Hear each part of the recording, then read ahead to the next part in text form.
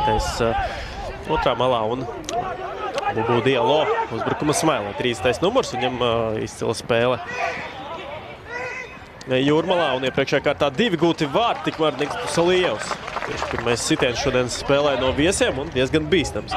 Ļoti spilgtu disciplīnu, tad šobrīd gan noteikti neierast daudz no standartiem ielaišu komandu un kopumā jāsaka tā noskaņa kopējā diezgan tāda nepārliecinoša un ir bijusi vairākās spēlēs. Tikmēr Ližnovs gar vārtiem šoreiz centās bumbu sūtīt, tomēr spēle pagalam neprecīza. Tas ir redīt atpakaļ Rudolfs Reingolds. Reingoldsam laikam ir no visiem aizsargiem jāizceļ salīdzinoši stabils sezonu. Tālāk sitiens un ko saka tiesneši? Tiesneši saka, kāds sitiens no vārtiem. Uz spēli pagaidām. Protams, prieks redzēt, ka arī arvien biežāk un biežāk šī VAR sistēma ir tikai centrālajos kārtas spēlēs. Te ļoti sāpīga epizode. Jautājums, kā Vaiskauts to traktēs, vai būs sots un zeltainā kartīte, bet šķiet, ka Daugavpils spēlētājs ar taisnu kāju trāpīja Holodam. Arī var. Šobrīd domāju, ka tur notiek caurskatīšana šai epizodei, un sarkanā kartīte ir izvilkta. Šķiet, ka varētu, šķiet, ka Mihaļcovam varētu būt arī sarkanā kartīte.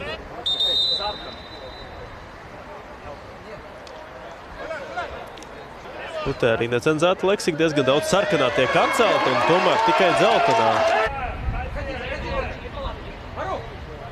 Kaspars Sandmanis uz tuvo stabu šoreiz bumbu sūta, un tomēr Tukums izvirzās vadībā, un Rudolfs Reingolds, kurš visas spēles laikā bija gana aktīvs kreisajā malā.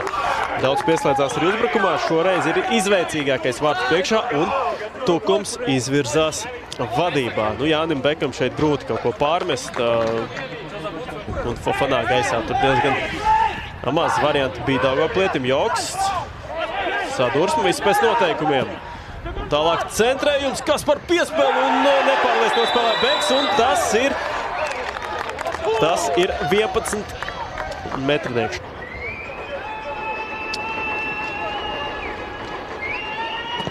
Un Bulber vārtos 9. vārti šajā sezonā Ingaram Pūlim, un īsi pirms pārtraukuma Tukums dubulto savu pārsvaru. Šeit Cristiano Ronaldo.